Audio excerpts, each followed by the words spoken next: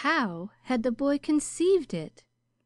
What a picture he had wrought in living colors! He had the heart of a painter. He had the soul of a poet. The Boss stepped carefully over the velvet carpet to touch the walls of crisp verdure with gentle fingers. He stood long beside the flower bed and gazed at the banked wall of bright bloom as if he doubted its reality. Where had Freckles ever found, and how had he transplanted such ferns? As McLean turned from them, he suddenly stopped. He had reached the door of the cathedral. That which Freckles had attempted would have been patent to anyone. What had been in the heart of the shy, silent boy when he had found that long, dim stretch of forest, decorated its entrance, cleared and smoothed its aisle, and carpeted its altar? What veriest work of God was in these mighty living pillars and the arched dome of green?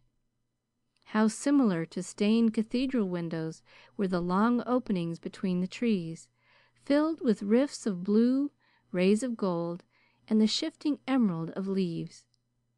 Where could be found mosaics to match this aisle paved with living color and glowing light? Was Freckles a devout Christian, and did he worship here? Or was he an untaught heathen, and down this vista of entrancing loveliness did Pan come piping, and dryads, nymphs, and fairies dance for him?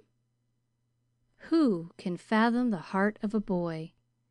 McLean had been thinking of Freckles as a creature of unswerving honesty, courage, and faithfulness. Here was evidence of a heart aching for beauty, art, companionship, worship. It was writ large all over the floors, walls, and furnishing of that little Limberlost clearing. When Duncan came, McLean told him the story of the fight, and they laughed until they cried. Then they started around the line in search of the tree.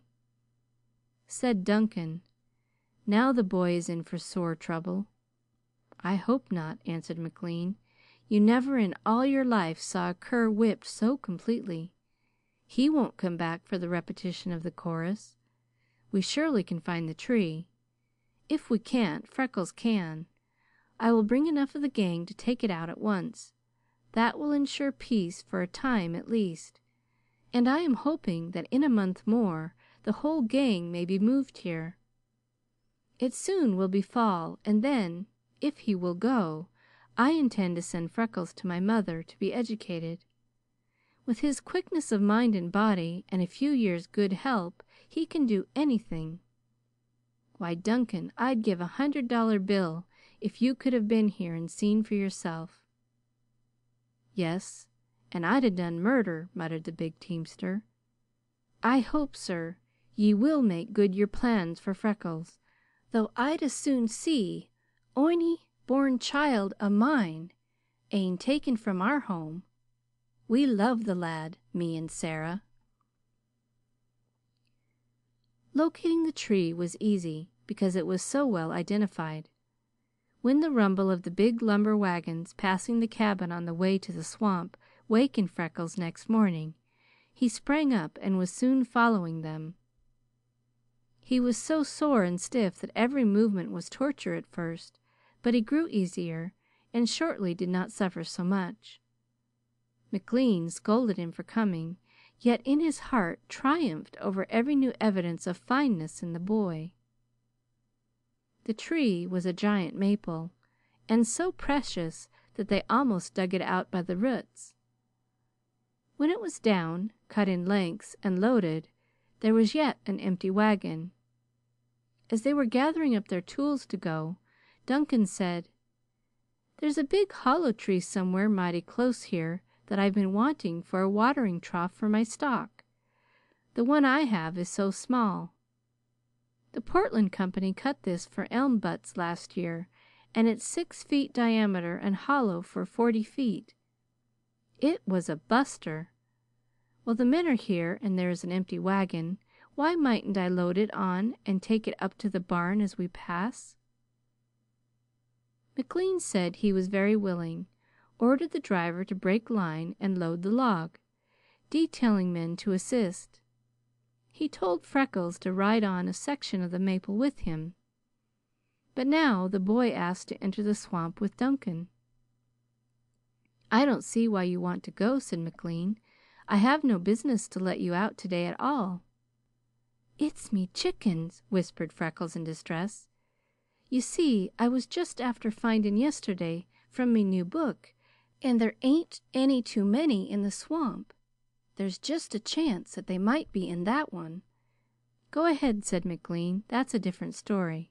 If they happen to be there, why, tell Duncan he must give up the tree until they have finished with it."